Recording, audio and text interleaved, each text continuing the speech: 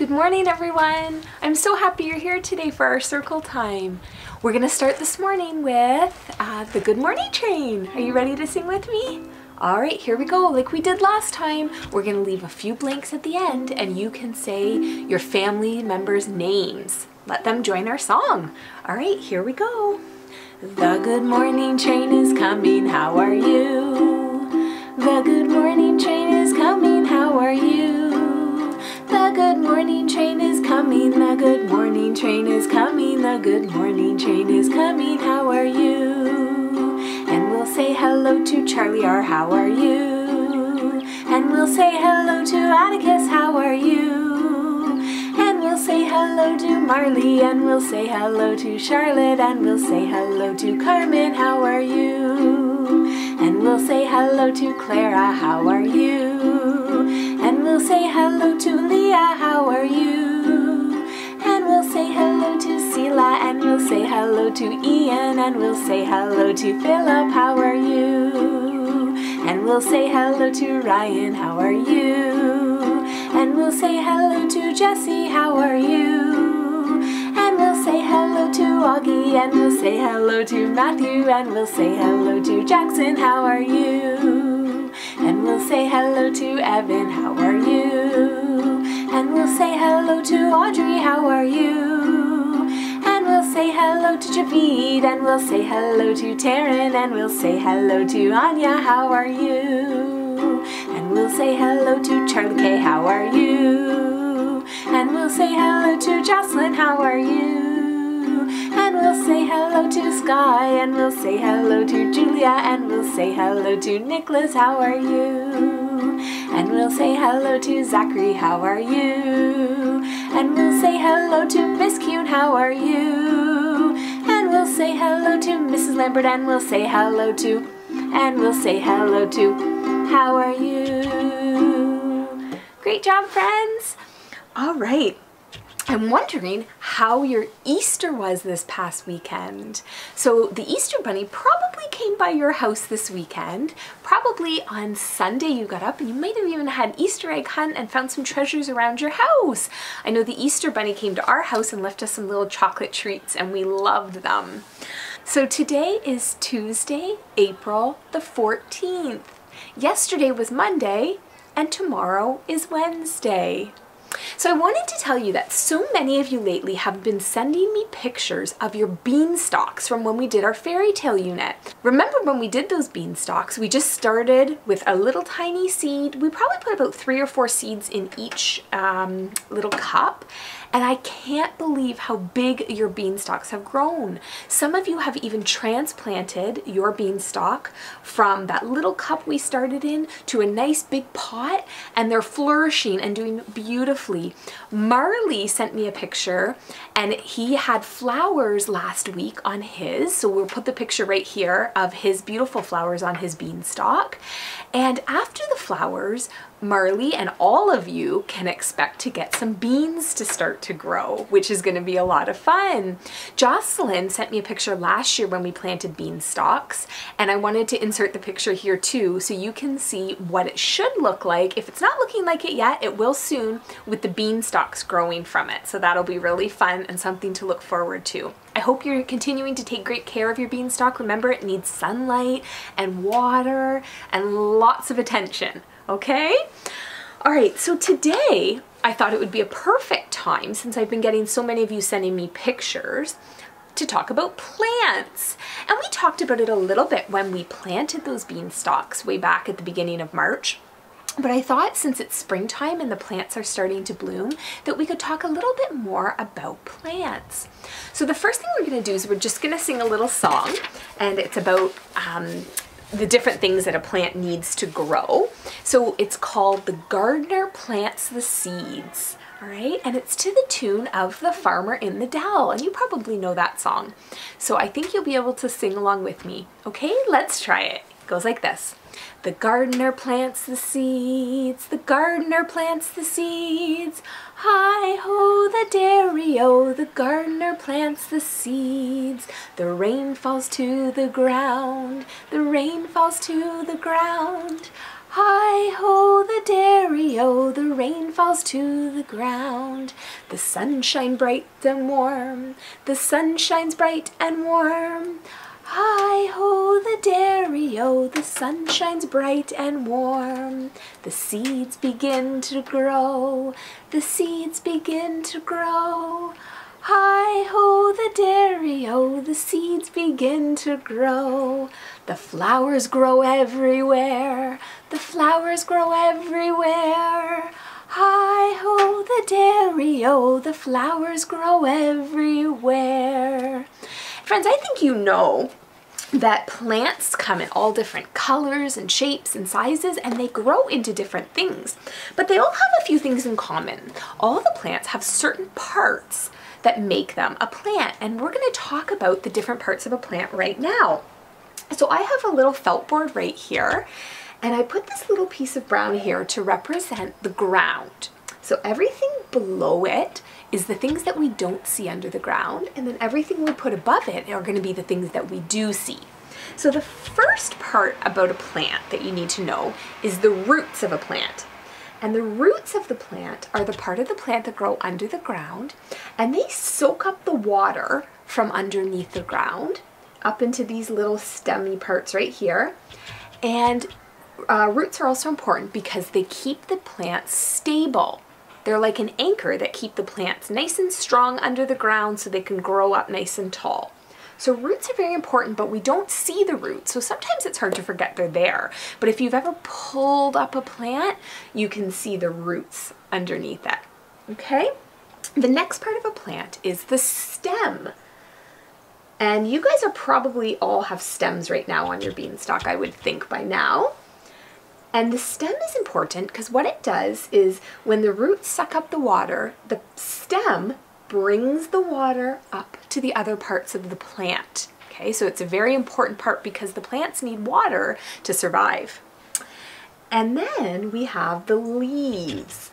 And the leaves are the part of the plant that make the food. So they soak up the sun. The sun gives it its energy to grow, and it makes the food. And that's a special process called photosynthesis.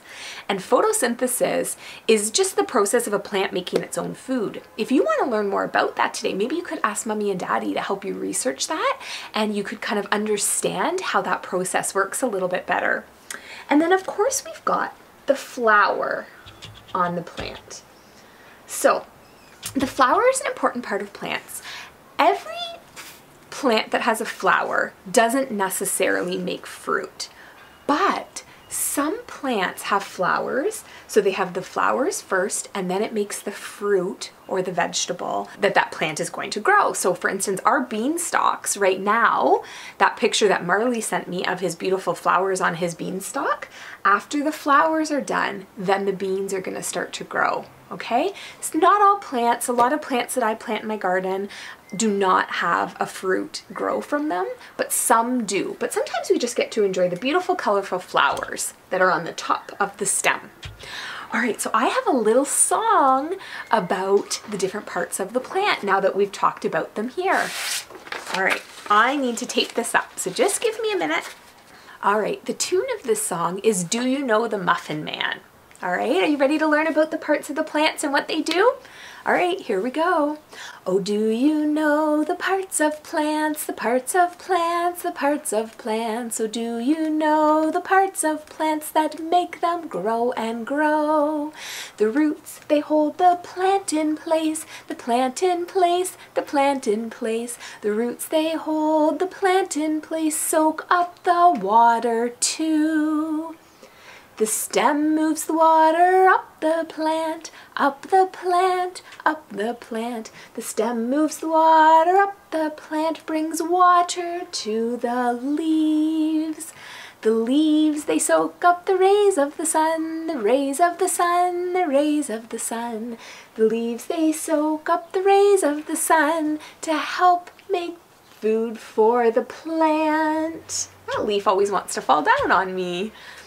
The flower grows into a fruit, into a fruit, into a fruit. The flower grows into a fruit which holds the tiny seeds.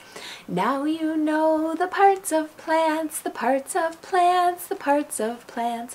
Now you know the parts of plants that make them grow and grow. Good job, friends. Let's say the parts together. Roots, stem, leaves, and the flower. Good job. All right, I have a book all about the tiny seed. And it's by an author that we've read books from before, Eric Carle. He makes the most beautiful illustrations in his book. It is autumn. A strong wind is blowing. It blows flower seeds high in the air and carries them far across the land. One of the seeds is tiny, smaller than any of the others. Will it be able to keep up with the others? And where are they all going?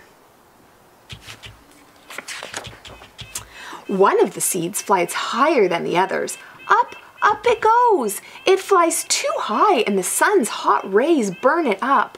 But the tiny seed sails on with the others.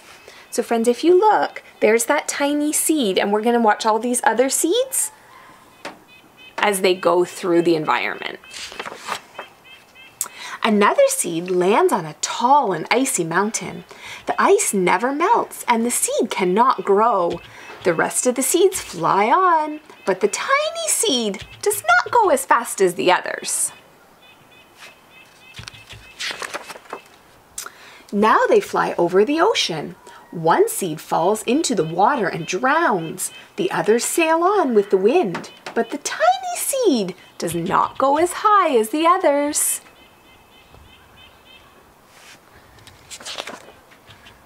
One seed drifts down into the desert. It's hot and dry and the seed cannot grow. Now the tiny seed is flying very low, but the wind pushes it on with the others. Finally, the wind stops and the seeds fall gently on the ground. A bird comes by and eats one seed. The tiny seed is not eaten. It's so small that the bird does not even see it.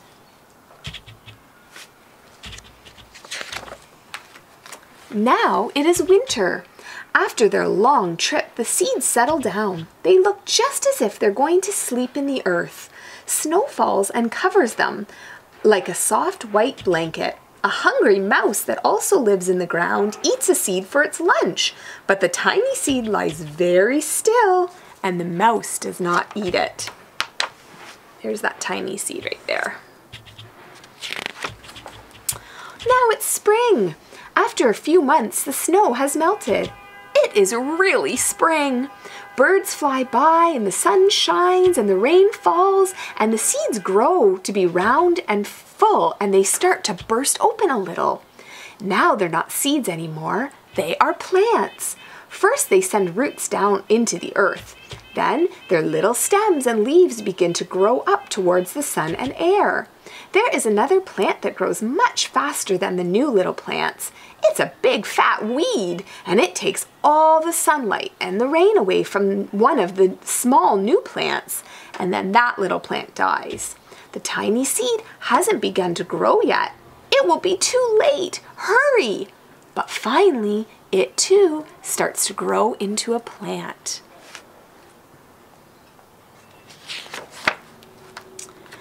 The warm weather also brings the children out to play. They too have been waiting for the sun and springtime. One child doesn't see the plants as he runs along and oh, he breaks one. Now it cannot grow anymore. The tiny plant that grew from the tiny seed is growing fast, but its neighbor grows even faster. Before the tiny plant has 3 leaves, the other plant has 7. And look, a bud, and now even a flower. There's that tiny plant.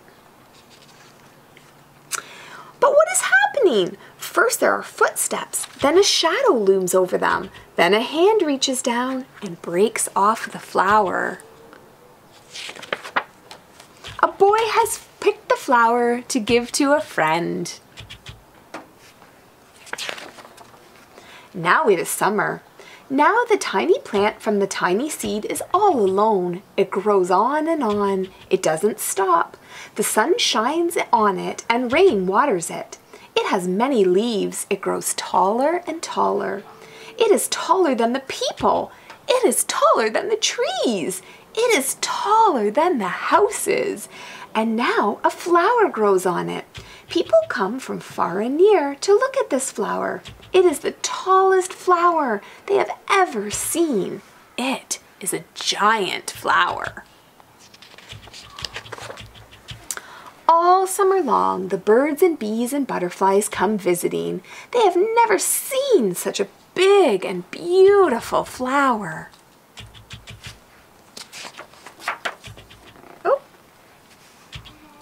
Now it is autumn again. The days grow shorter and the nights grow cooler, and the wind carries yellow and red leaves past the flower. Some petals drop from the giant flower and they sail along with the bright leaves over the land and down to the ground. The wind blows harder. The flower has lost almost all of its petals. It sways and bends away from the wind, but the wind grows stronger and shakes the flower. Once more, the wind shakes the flower, and this time the flower's seed pod opens. Out come many tiny seeds that quickly sail far away on the wind. And that's the end of the story. Friends, this is a life cycle. Remember, we had been talking about life cycles before we left for March break. So these little seeds are going to start that life cycle all over again. Some of them will get lost. Some of them might go into the ocean and not be able to grow. But a couple of those seeds will probably grow into a new flower for the next season. All right. Thanks for joining me today for Circle Time, and I'll see you on Thursday. Bye!